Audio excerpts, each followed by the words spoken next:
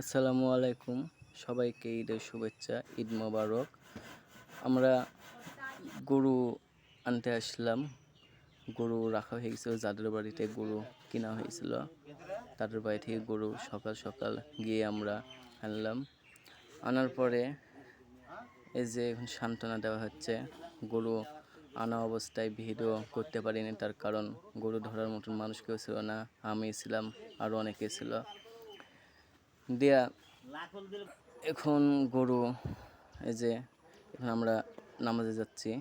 ভাইস্তা আমরা ভাইস্তা আমি আরও এই যে ময়দানে অনেকে মানুষজন আছে, নামাজ পড়তে আসছিল।